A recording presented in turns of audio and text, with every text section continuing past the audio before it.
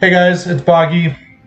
So about 2 years ago, I made a video, pretty silly video, messing around with Geofri's Devotion, which is the faded, upgraded, unique of Geofri's Baptism, which is that kind of crappy two-handed mace. Geofri's Devotion was really a piece of junk item before 3.11.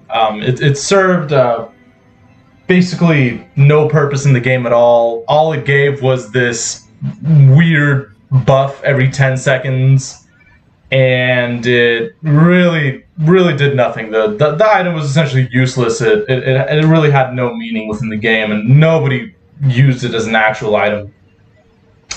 However, in 3.11, there was actually some pretty big changes to Geofri's Devotion, which surprisingly has made it pretty viable as an actual build. So I just created this character like a couple days ago. It's only level 71, so it's still a pretty fresh character, but pretty insane damage with elemental warding. And basically what they've changed is now, instead of a 10-second cooldown, which was absolutely ridiculous. I don't know why they would ever think of doing a 10-second cooldown. They changed it to 1 second cooldown. So every second, elemental warding goes off. Now, you might ask, what does elemental warding do? So elemental warding is, first and foremost, it's a spell. It's a projectile spell, and it pretty much shoots a nova of spells around, or of projectiles around you. And they actually do pretty damn good damage. And in addition to that, the next thing they changed was this, when this procced, it would give you a little buff. And before 3.11, the buff just made you immune to curses. That's all it did, nothing really too crazy. However, now they changed it so it makes you unaffected by curses. Now, unaffected by curses is leagues better than immune to curses. Immune to curses is nice, but unaffected by curses is way better. Reason being is now, with the patch 3.11, we can run Coward's Legacy. Now, this changes everything, because now we can run Pain Attunement. And these items pretty much are like peas and carrots. Geofri's Devotion and Coward's Legacy are crazy together. Before, Coward's Legacy was, it still is a niche item. It was pretty much primarily used with Soul Mantle and Azir's Reflection. It was never really used with anything else. But it actually works really nice with Geofri's Devotion. So with the new buff, it now makes you unaffected by curses. So Geofri's Devotion takes care of Coward's Legacy. At the same time, to trigger elemental warding on melee hit, you need to be cursed, because it says wild cursed. So, and Coward's Legacy gives you your curse with level 20 vulnerability. So these items really kind of take care of each other and really negate each other's either conditions or their effects. So it actually works really well. And again, elemental warding is a spell, so we get Pain Attunement, and it gives you 30% more spell damage. So it actually all works out really quite nicely. Right now I'm just running a Cyclone cast while channeling with Proj Weakness and Fortify. I might put this into a 6-link and add something else in. My auras at the moment, I'm running Herald of Ice, Herald of Ash, and Hatred. I've kind of played around with running 4 auras instead of Hatred, but Hatred seems to be more damage. I ran an Elementalist because Elementalist really is the best choice. Pendulum of Destruction, Mastermind of Discord, with Shaper of Desolation and Paragon of Calamity. So the way Elemental Warding works is, it kind of works like Elemental Hit. So it converts all your physical damage to 100% of a random element. So you can either shoot out a fire, a cold, or a lightning projectile.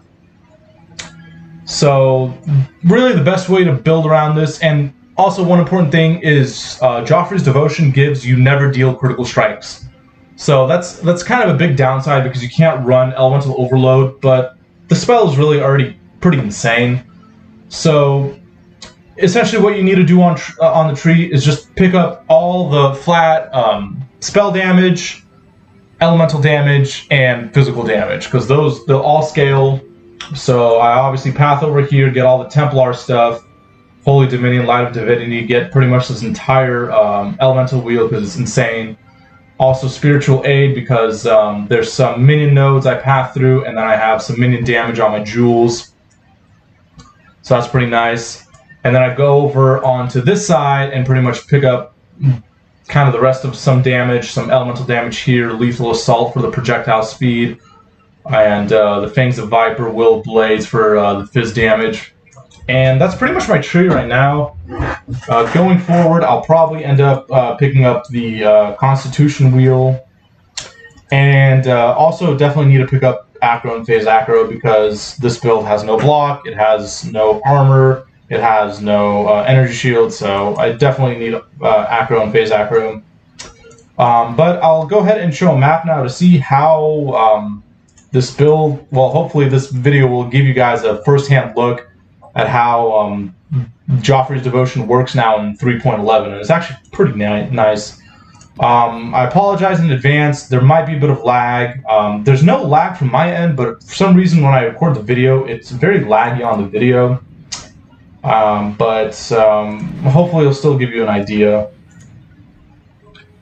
The gear is nothing really special. Again, I literally just got level 70. Besides the Geofri's Devotion and Coward's Legacy, the gear is just kind of your standard life and resist gear. There's really nothing to it. In Geofri's Devotion, I have a 6-link, but you don't need a 6-link. You just need 6 sockets because it works like Nigamahu's Flame or Whispering Ice. All these sockets I have in here are just support gems, so they modify elemental warding. So I have added fire damage support, control destruction, pierce, efficacy, elemental focus, and slower projectiles. I really think those are the best ones. I kind of looked through all the support gems, and I think this combination gives the most damage. So now we just kind of spin to win, and yeah, see what happens.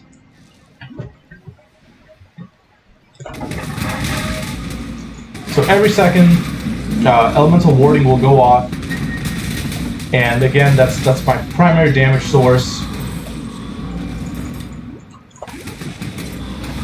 And it really clears the whole map. I mean, 17 projectiles. It's really nice coverage.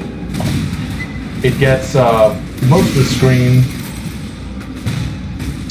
The single target it's not bad, but it's not insane. However, it's still red beast right there, and again, I'm only level 71 and I'm in a 73 underground sea. Again, I'm sorry for the lag. I know it's probably lagging like crazy.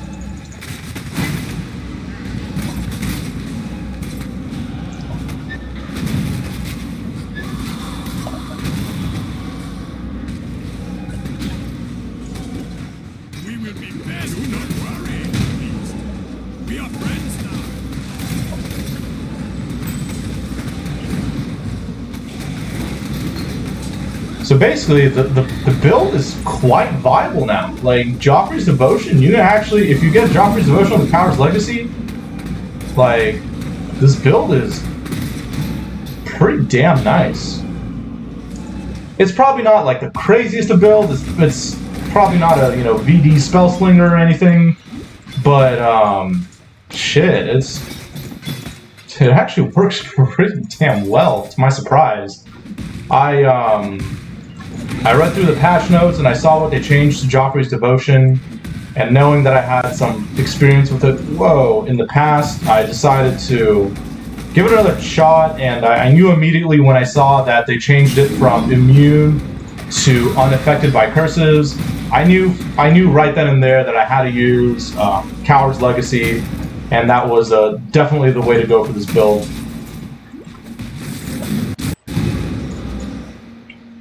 Yeah.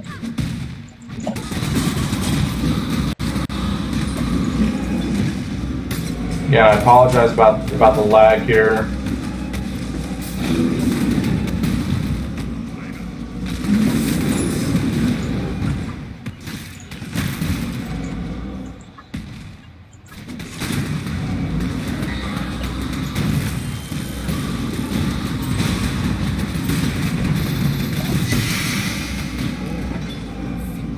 So yeah, man, it's handling it pretty well. Let's go to the boss here.